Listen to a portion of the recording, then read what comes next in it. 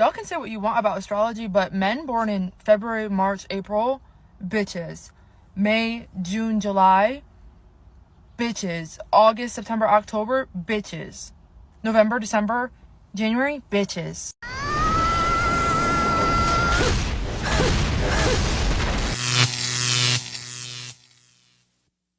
Welcome to The Wall. In today's video, we'll see several women complaining about men, from the classic one who swears she won't accept coffee dates in 2025 to the one who says that if a man doesn't spend money on a woman, then he's stingy. If you enjoy this kind of content, leave a like and subscribe. We're on our way to 150,000 subscribers, and with your support, we'll get there. Share your experience or opinion about these cases in the comments. And without further introduction, let's get started. This is Everything I Want You to Do 2025 Relationship Edition. Stop wasting your time on coffee dates. If somebody's taking you out for coffee dates, the answer is no, I only do dinner dates. And no, by dinner dates, I don't mean Chipotle. Come on. I want you to have very high standards. Mediocre is not going to cut it. The way you see yourself is how others start to see you. So I don't care. Make a new persona and start living it.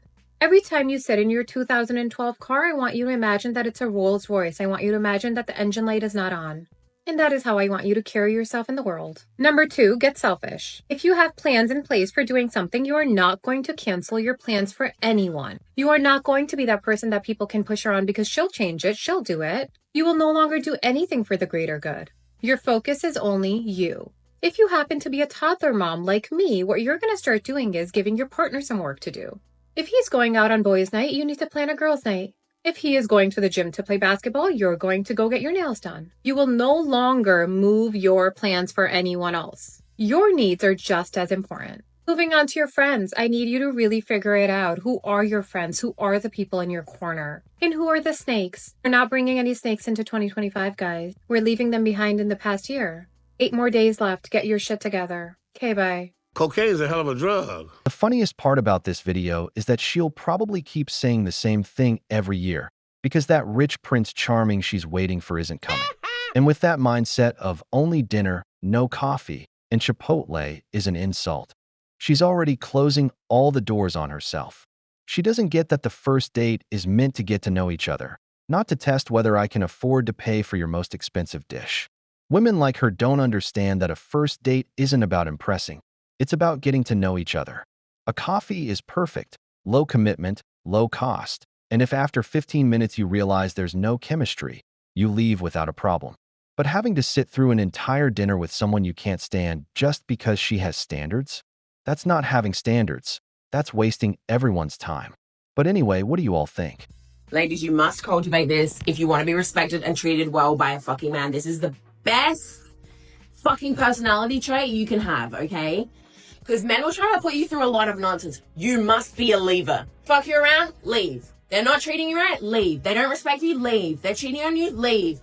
You're questioning their love? Leave. You have to be a leaver because these men will fuck you around as long as you let them. And they won't give 2 shits about it until you leave and move the fuck on. And then they'll be like, oh my God, what have we done? Oh no.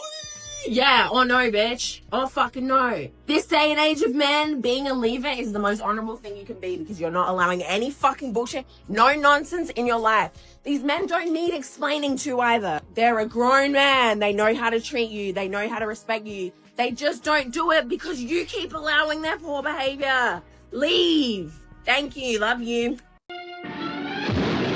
You know that when you're getting to know a woman, it feels like walking on eggshells. If she's already coming in with the mindset of the slightest thing and I'm out, then she might as well stay single from the start. Because imagine this. You, as a man, make a joke.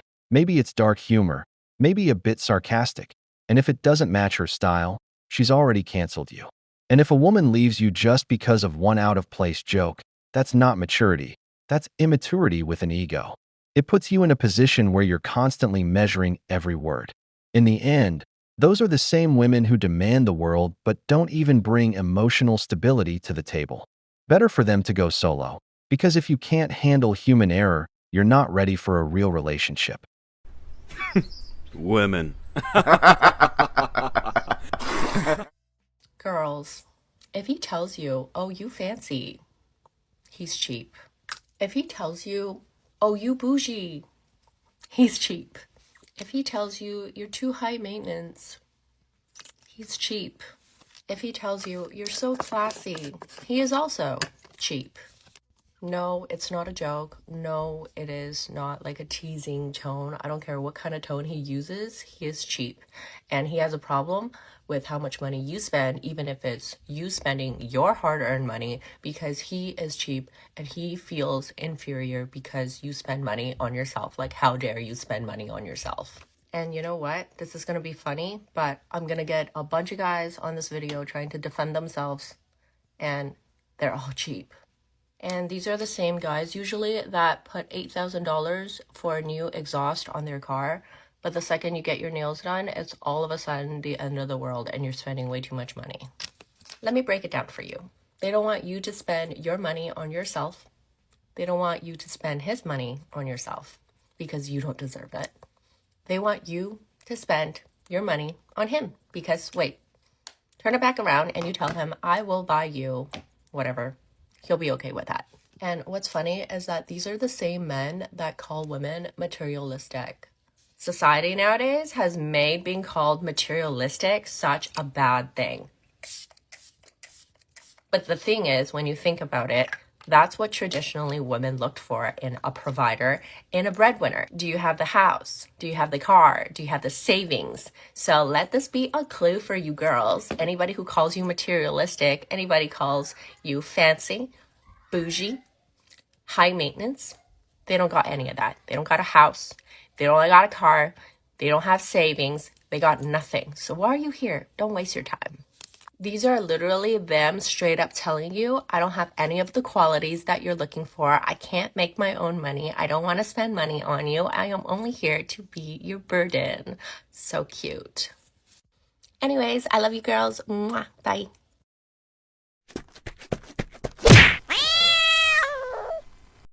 I just ask myself, what kind of men were you into? Or what kind are you attracting that made you turn out like this? There's no such thing as a stingy man. You're just not the woman he wants to spend his money on. Most of the men she calls providers, the ones who supposedly have everything she's asking for, didn't get there by wasting their money on a woman who only wants to spend it. I've never seen a man with a growth mindset get upset because his wife spends her own money on herself. Most women spend their money on themselves and leave the big expenses to the husband. The thing is, you're a woman with masculine energy, and you attract freeloading men. Men who see you as the one who's going to support them. An insecure guy will kiss another woman in front of you just to test how much you like him. Insecure men will flirt with other women in front of you and provoke you. He will hurt your feelings and make you cry, and that will be only the beginning. Can you imagine the rest of the connection with a person like that? This is the type of guy they love seeing you broken down because of him. He enjoys seeing how much power he has over you. So stop feeding his ego. Like, their ego feeds out of the reaction they get from other people. They go through the world hurting other women, other people, just so they can get the reaction that they want. These are very sick individuals. Because depending on your reaction, he will measure how much you like him or love him. This punishment. Insecure men will punish you for liking them, or worse, loving them. Insecure men will make you pay for having power over him, for liking him, and the fact that he likes you. Insecure men deeply, they're so wounded. They can't accept love. They can't receive love, unfortunately. And they don't like when women have power over them. Will say, make him pay, sister. You also have the power to make him pay. He wants anything with you. Insecure men are those avoidance or narcissistic, right? They play a lot of games to get your reaction. And depending on your reaction, they can test how invested you are. And then it doesn't even get better, because that is the moment they realize that they can play more games with you. They can manipulate you and play more games with you. So there's no winning with an insecure man. There's no winning. If you find yourself reacting a lot in your relationship, It is time that you stop feeding that parasite with your emotions. Your emotions are sacred, but they're for you only, especially if you notice a pattern. Well, go buy yourself a cat and enjoy the wall. Because if your emotions are just for you, then loneliness is what awaits. There's no victory without risk, and I hope it won't be too late for you. Because one thing's for sure, the wall is waiting. And as we all know, the wall doesn't forgive. Okay, this might be a controversial take, but I think women tend to bounce back from breakups and divorces so much quicker than men for a very distinct reason. By nature, women are more emotionally attuned, so when there's something wrong in a relationship, we are typically the ones bringing it up, trying to fix it before the man is. And this was the case for me in my previous marriage as well. For me, it was always trying to fix things and always trying to make things different. And that just wasn't like at the top of his to-do list, and it wasn't like an urgent matter for him. And he thought if I was still there, then everything was still fine. So I got to a point where I knew in my head that the relationship was over long before the relationship actually ended. And to protect myself emotionally, I started shutting myself off so that I couldn't be hurt anymore. So like the last 6 months of my marriage, I was completely emotionally shut off, and I had been so sad, and I had mourned the relationship. So by the time that it ended, I was kind of okay. No, this is not the case for everyone, but I do see this a lot in women when they end relationships. So I can totally see that it would be a different situation if it was the man who left the marriage or relationship and ended things very suddenly, because you don't have that time to kind of process things. But when a relationship is just disintegrating, I think we are like, our brains are actually way ahead of what's happening. And what's really interesting is because we start shutting down and closing ourselves off emotionally from this relationship, there's less arguments because you're less emotionally invested. So the guy ends up thinking everything's just magically getting better and everything's fine. So they end up being the ones that are a lot more shocked when it ends, and are the ones that it might take them longer to recover because it was all a shock to them and they haven't processed anything at this point. Anyways, that's just my situation, but I do think it's a really interesting explanation for why we hear about this situation happening so often. Anyways, I'm Monica. I share my mistakes in love and life so you don't have to make them. Okay, love you, bye. Hey, bro. What? Oh, my God! Divorce is tough depending on which side you're on, whether you're the one who filed, which nowadays is about 80% of women, and up to 90% if they're professionals, or the one who got served.